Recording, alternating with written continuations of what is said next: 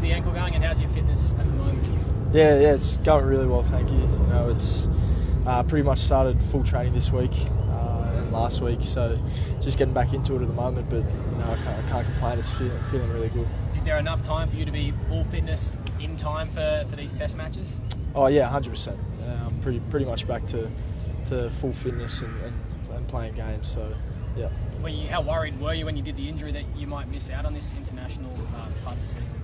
Yeah, obviously it goes through your mind. It's pretty hard when you get injured, but you know you can't say anything until you get scans and stuff like that. So I sort of just hope for the best, and the scan turned out really well. So yeah, and look where I am now. So it's good.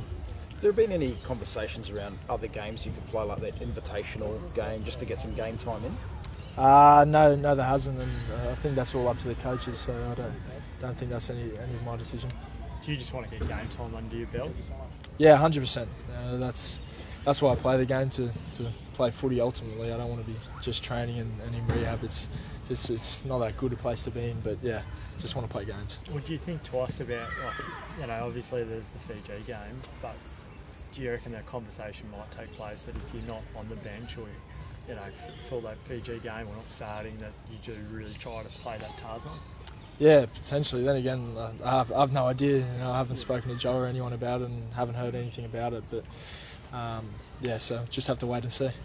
Max, what was it like waiting for the phone call or waiting to find out you're in the squad? Was it some of the most nerve-wracking kind of days of your life? It's pretty nerve-wracking and stressful. I think most of the boys would say the same thing. You're always waiting for that call, and you don't find out too early, so you find out pretty late. So you're pretty nervous right up until the squad announcement. Who called you? I got called by Tomo, the manager. Yeah, but the Lions is massive. It's a once in a career opportunity, pretty much. So I only come once every 12 years, so it's a pretty cool thing. Max, how did you deal with sitting on the sidelines, going into Darcyville every day, watching the boys going out to play? Like, how did you deal with that mentally?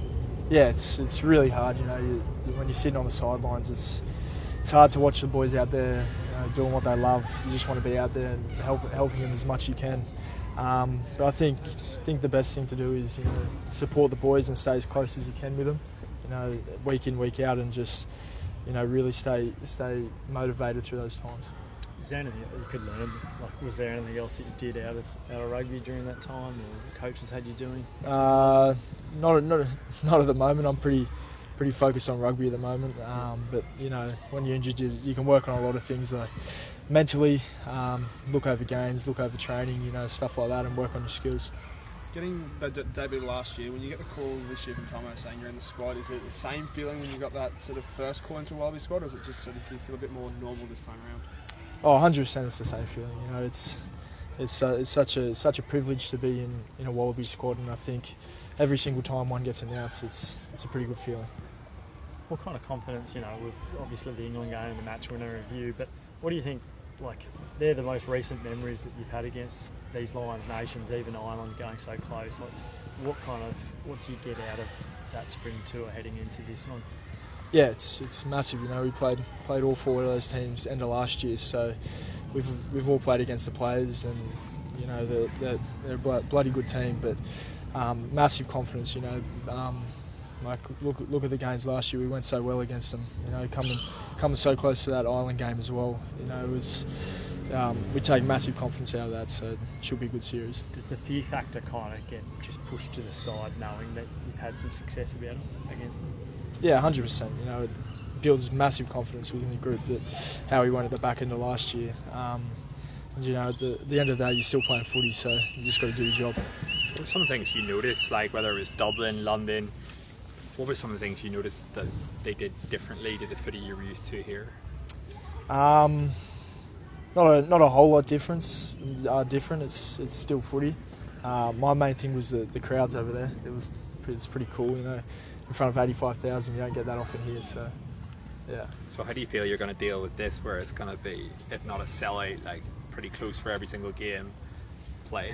Yeah, it's pretty cool, and you don't get that often here, but it's a home game, so we'll have lots of Aussie fans out there, so it'll be pretty cool. Was there times you can't even hear calls in the back line, really? You're starting to rely on hand signals and things like that? Yeah, 100%. It gets pretty loud out there.